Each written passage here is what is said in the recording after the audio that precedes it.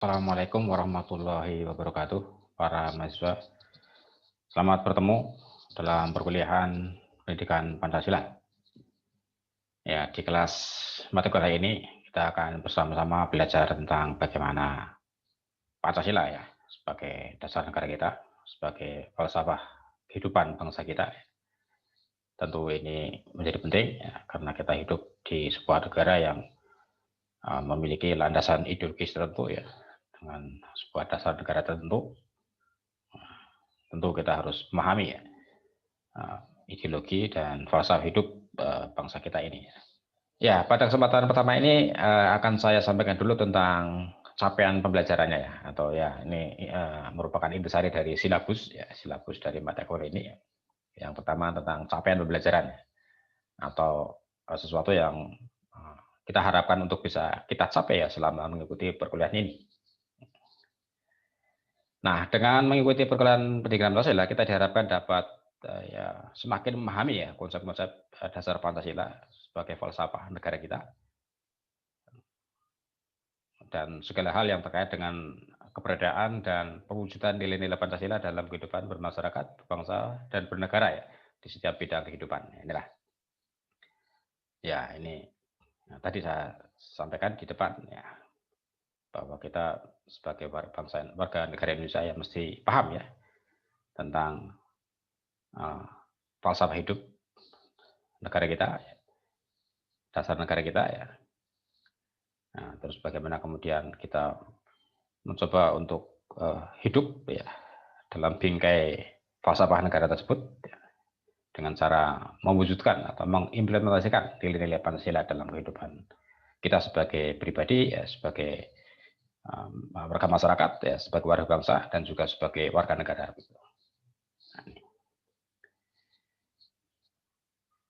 Nah, tentu ini akan berbeda ya capaian pembelajaran pendidikan Pancasila dari jenjang pendidikan sebelumnya ya. Ketika Anda di SMA barangkali sudah mendapatkan materi ini ya, tetapi kalau di jenjang mahasiswa ya, ini akan semakin banyak mengupas Pancasila dari segi filosofi ya, dari segi filsafat ya.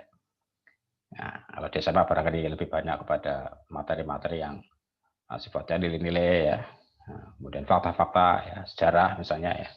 Nah, tapi kalau sudah di tingkat mahasiswa ini sudah lebih banyak menyangkut filosofi ya, filosofi Pancasila. Ya, ini tidak lepas dari kerangka besar kurikulum di jenjang pendidikan itu yang berbeda-beda ya. Kalau di jenjang SMA biasanya kerangka kurikulum itu 75% lebih banyak materi ya. Sementara 25% itu ya sedikit menyinggung tentang keilmuannya ya, atau filosofinya ya, atau nilai-nilainya ya. Nah, sementara di jenjang S1 ya, S1 mahasiswa S1 ini biasanya sudah 50% sudah filosofi ya, atau keilmuannya ya. Sementara 50% lagi secara materinya ya, materi ilmu itu sendiri ya. Nah, sementara nanti kalau Anda di jenjang S2 dan S3 ini akan lebih banyak lagi ya aspek filosofinya ya. Nah, sampai 75% filosofinya gitu ya.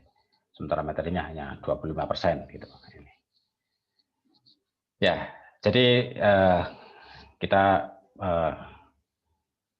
semestinya sudah bisa segera menyesuaikan diri ya dengan suasana belajar di SMA dan suasana belajar di perguruan tinggi ya. Kalau suasana belajar di perguruan tinggi akan banyak bertemu ya dengan materi-materi yang sifatnya teori ya, filosofi ya,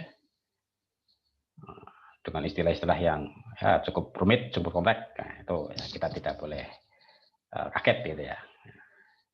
Kalau dulu di SMA barangkali belum pernah menjumpai istilah-istilah yang susah-susah ya, istilah-istilah yang lebih rumit ya, yang asing ya, bahasa asing, bahasa Latin ya. Nah, tapi kalau sudah mahasiswa akan banyak berjumpa dengan istilah-istilah yang kita, istilah filosofi, istilah teori-teori ya, istilah keilmuan ya. Nah, ini harus kita segera bisa menyesuaikan diri gitu ya. Nah, sehingga nanti kalau ada dosen yang menjelaskan dengan bahasa yang agak tinggi itu ya, kita berusaha untuk segera beradaptasi ya. Jangan malah terus wah kok menggunakan bahasa-bahasa yang susah-susah toh Pak. Wah, ya memang jenjangnya seperti itu ya mahasiswa ya harus ya segera beradaptasi begitu. Ya, baik. Itu capaian belajarnya. Kemudian untuk mencapai capaian tadi ya, nanti kita akan membahas berbagai materi ini dalam rangka untuk mendukung capaian belajar tadi. Materi pendidikan Pancasila ya. Yang pertama mulai kita dari pengantar ya. Hari ini kita pengantar dulu. Kemudian nanti ada tema Pancasila sebagai dasar negara, Pancasila sebagai ideologi negara, makna simbolik dalam Pancasila. Kemudian Pancasila sebagai sistem filsafat, Pancasila sebagai sistem etika, kemudian pengamalan Pancasila, dan juga bagaimana Pancasila dalam perspektif sejarah ya, sejarah bangsa Indonesia. Nah ini kira-kira gambaran besar materi dari mata kuliah kita ya. Nah ini beberapa sumber yang dapat kita gunakan, referensi ya. Ya ini ya cukup aktual ini ya, sumber-sumbernya ya.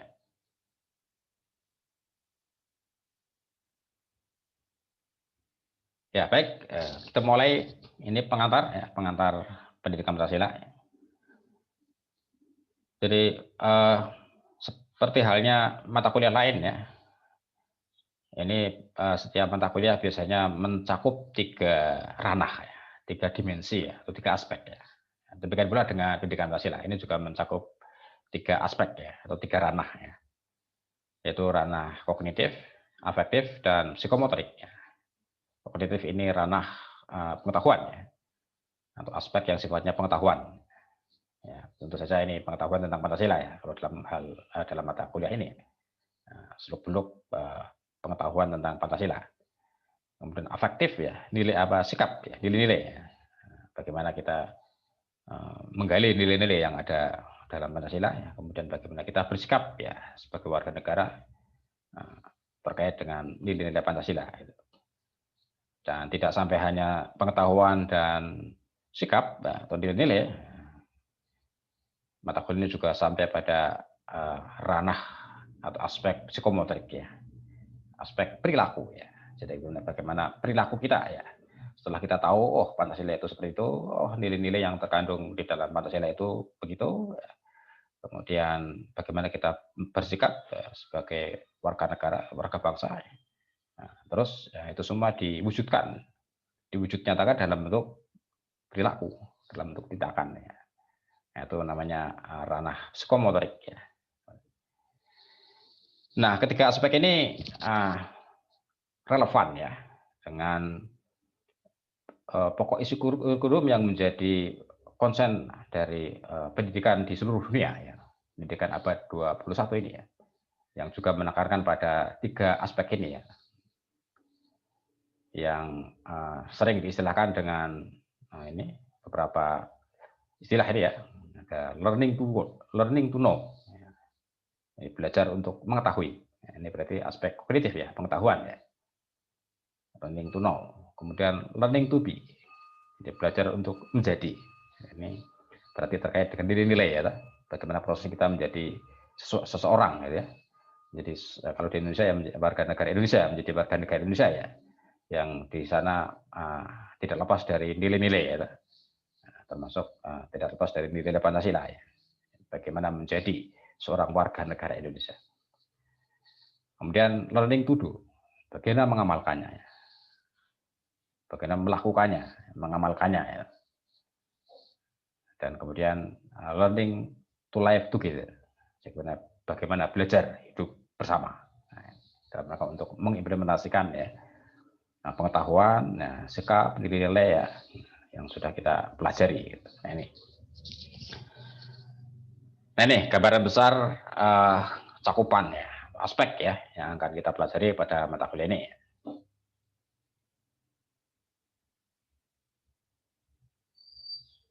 Ya baik, kita masuk pada pengantar ini tentang pendekatan pendidikan Pancasila. Yang pertama adalah pendekatan filsafat. Ya. Jadi ini beberapa pendekatan yang biasanya digunakan untuk mempelajari atau mengkaji Pancasila ya. Yang pertama pendekatan filsafat. Nah ini seperti saya katakan tadi ya, di jenjang mahasiswa ya, ini tidak lepas atau seringkali pembahasannya itu sampai ke filsafat ya. Nah, filsafat juga bisa digunakan untuk mempelajari ya, Pancasila. Jadi Pancasila dalam sudut pandang filsafat. Nah, sudut pandang filsafat ada dua ya yang biasanya digunakan, yaitu pendekatan hermeneutik dan pendekatan pedagogis. Ya, ini dua pendekatan yang secara filosofis ya bisa kita gunakan untuk memahami ya Pancasila. Kemudian juga pendekatan historis, pendekatan sejarah, dan juga pendekatan ketatanegaraan atau pendekatan yuridis konstitusional ya. Nah, ini tiga pendekatan yang biasa digunakan untuk menggali ya, atau memahami Pancasila. Ya, untuk selanjutnya nanti akan kita bahas satu persatu ya. Nah, ini. Nah, pendekatan filsafat paling banyak digunakan ini ya. Ya, seringkali atau ya pendekatan yang banyak digunakan itu pendekatan filsafat ya. Ya, di samping pendekatan historis juga pendekatan yuridis ya. Nah, tapi pada umumnya yang lebih digunakan atau lebih sering digunakan adalah pendekatan filsafat. Nah, tadi di depan ya ini penjelasan dari yang di depan ya, poin-poin yang di depan ya tentang pendekatan filsafat. Yang pertama adalah pendekatan pedagogis, pendekatan pendidikan ya, dari sudut pandang pendidikan. Bagaimana sih Pancasila ditinjau dari filsafat dari aspek pedagogis? Nah, stressing dari atau penekanan dari pendidikan Pancasila dengan pendekatan pedagogis itu adalah pendekatan pada nilai ya, pendidikan nilai, nilai-nilai.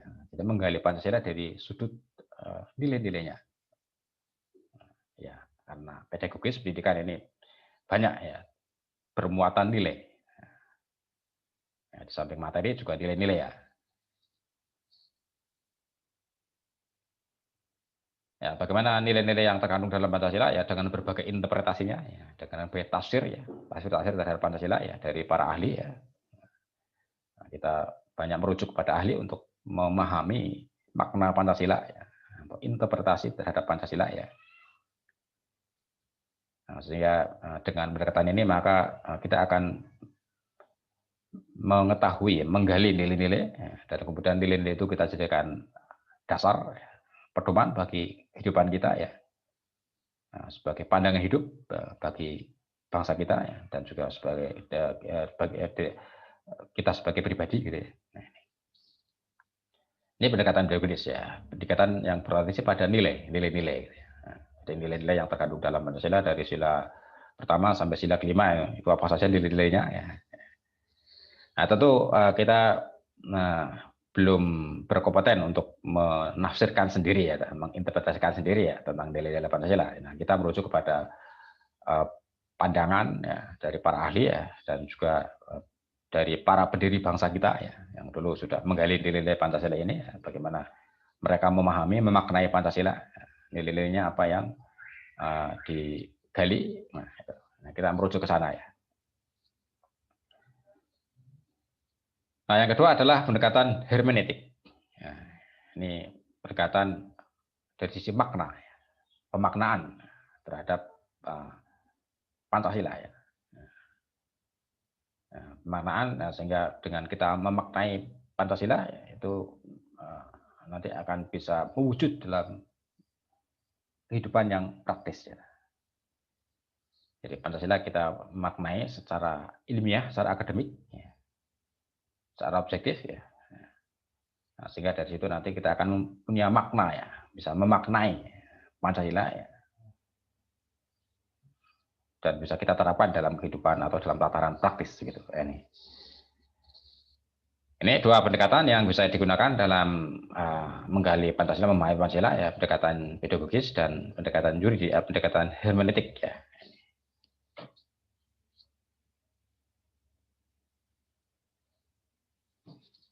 Nah, karena filsafat banyak digunakan untuk memahami Pancasila ya, kita sedikit ini menyinggung tentang bagaimana filsafat sih ya.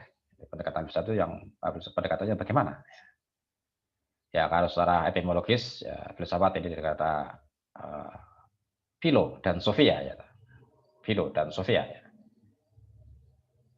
Philo yang artinya cinta ya, sophia kebijaksanaan ya. Jadi filsafat itu mencintai kebijaksanaan.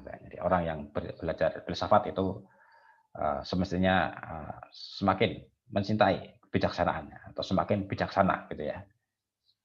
Sikap yang semakin bijak ya, karena ya berpikir sampai mendalam ya, berpikir filosofis ya ini. Bukan hanya berpikir ya yang sederhana, yang ya simpel saja ya, tapi ini sampai mendalam ya, sehingga akan menjadikan kita semakin bijak begitu ya, dengan berpikir filosofis begitu. Nah, bagaimanakah sih ciri dari pemikiran filsafat ya, cara atau pendekatan filsafat? Yang pertama rasional ya, dengan menggunakan akal pemikirannya, menggunakan argumen. Jadi secara logis, ya, secara nalar, ya, secara akal, secara pemikiran. Ya. Kemudian bagaimana membangun argumen-argumen ya, sehingga pemikiran itu bisa diterima oleh akal ya. Pemikiran itu menjadi rasional ya. Ini ya, jadi berpikir filsafat ya. Jadi bukan berpikir yang di luar jangkauan nalar gitu ya. Nah, kalau itu ya berarti sudah pendekatan lain ya. Bukan pendekatan filsafat ya. Pendekatan di luar nalar gitu ya. Yang kedua adalah kritis ya. Kritis berarti selalu bertanya, selalu mempertanyakannya. Tidak puas, selalu tidak puas dengan jawaban yang diperoleh gitu ya.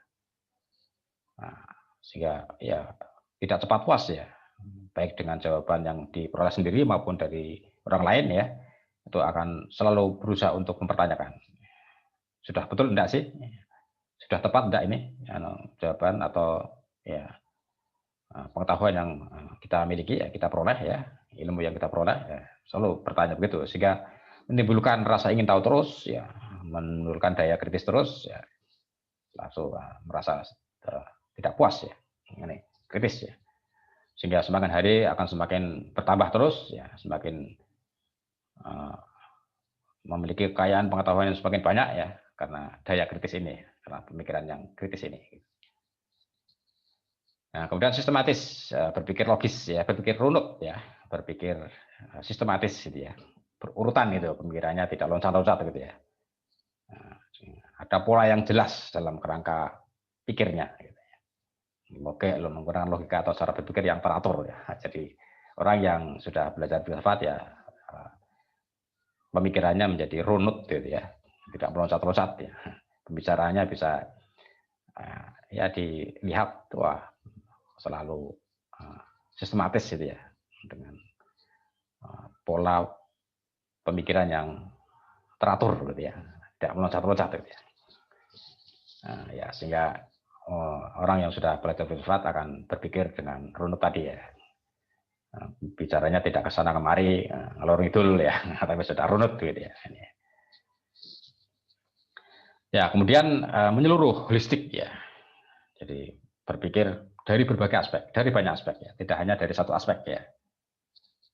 Ya, dari aspek sosial, ekonomi, politik, budaya ya, dan seterusnya ya. Nah, sehingga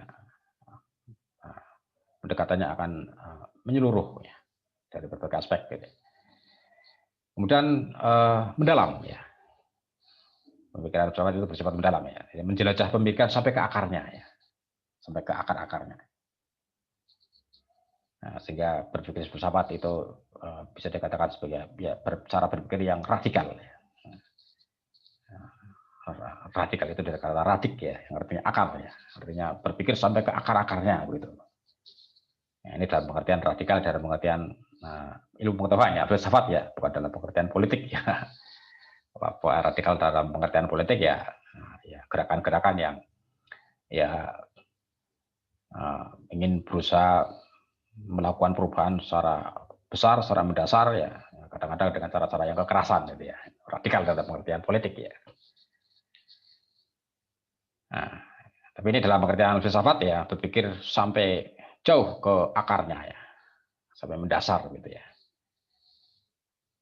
Nah, kalau berpikir Pancasila secara mendasar ya berarti ya kita gali Pancasila ini sampai ke tinjauan filosofisnya ya, sampai ke akar-akarnya ya, sampai ke akar sejarahnya ya, sampai ke akar budaya dan seterusnya. Kemudian juga normatif ya. Jadi ini bagaimana nanti berpikir itu hasil pemikiran itu tentu tidak akan lepas dari norma ya. Nah, jadi bukan bebas norma, tapi bagaimana keterkaitannya ya dengan norma. Ya, kita bebas berpikir ya, boleh menggali pemikiran tertentu ya, tapi bagaimana pemikiran itu kaitannya dengan norma, relevan enggak dengan norma ya yang kita hargai bersama, kita jadikan pedoman bersama dalam kehidupan bangsa kita. Nah, kalau tidak ya itu ya bisa jadi nanti akan menimbulkan implikasi-implikasi tertentu ya. Nah, jadi cara berpikir yang tetap memperhatikan norma, gitu ya. Norma. Nah ini kira-kira pendekatan filsafat ya. Nah tentu ini karena pendekatan filsafat, pendekatan menggunakan pemikiran ya. Nah, kebenaran filsafat itu kebenaran yang sifatnya tidak mutlak ya, bukan kebenaran mutlak ya, sehingga kebenaran ini akan terus bisa mengalami penguatan-penguatan barangkali ya, penyempurnaan gitu ya. Ya seperti dalam ilmu pengetahuan lah, kan begitu juga ya. Ilmu itu kan juga bukan kebenaran mutlak ya, bisa berubah dari waktu ke waktu ya. Dan filsafat adalah sumber ilmu ya. Jadi semua ilmu itu bersumber dari filsafat ya. Sehingga sering dikatakan filsafat ini ibu kandungnya ilmu gitu ya. Nah, sehingga ya, karena filsafat pun kebenarannya adalah kebenaran yang tidak mutlak, maka ilmu ya sebagai anak kandung dari filsafat ya itu juga akan mengalami perubahan-perubahan ya, atau pembaruan-pembaruan ya, atau penyempurnaan gitu ya. Ya seperti kalau dalam ilmu eksakta dulu unsur terkecil adalah atom gitu ya. Tapi kemudian teori itu berkembang ya. Nah, seiring dengan ditemukannya penemuan-penemuan baru ya, akhirnya unsur terkecil bukanlah atom tapi inti atom gitu ya, misalnya itu selalu berkembang begitu ya. Nah, itu akibat dari pemikiran yang sampai ke akarnya, sampai mendalam ya, sampai menyeluruh ya, sehingga menghasilkan sebuah temuan-temuan baru ya dalam dunia ilmuwan ya. Nah, itu semua bersumber dari pemikiran filsafat gitu. Nah, baik, itu kira-kira gambarannya ya. Nanti bagaimana Pancasila dilihat dari sudut pandang filsafat ya, dengan cara yang rasional gitu ya. Nah, tetap kita terus berusaha untuk menambah atau memperkuat ya pengetahuan kita ya dengan daya kritis kita ya. Nah, kemudian kita pelajari secara runut, secara sistematis, ya. Kemudian juga dengan sudut pandang berbagai aspek ya. Dan mendalam ya, sampai ke nilai-nilainya, ke filosofinya ya, dan juga bagaimana aspek normanya, normatifnya gitu ya. Nah tentu ini karena di filsafat ya kita sebagaimana saya katakan tadi ya, kita merujuk kepada pendapat-pendapat para ahli ya, pendapat para pendiri bangsa ini ya yang sudah berjuang keras menggali nilai-nilai Pancasila ini ya, sehingga disepakati oleh seluruh bangsa Indonesia pada waktu itu ya, sampai hari ini gitu ya.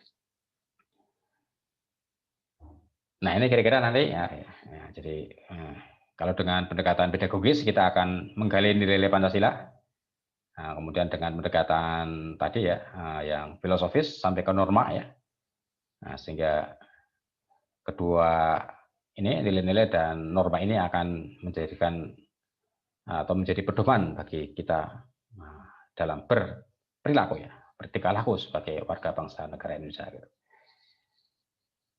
Nah, baik, gitu para pemirsa kira-kira pengantar dari saya untuk mata kuliah ini ya.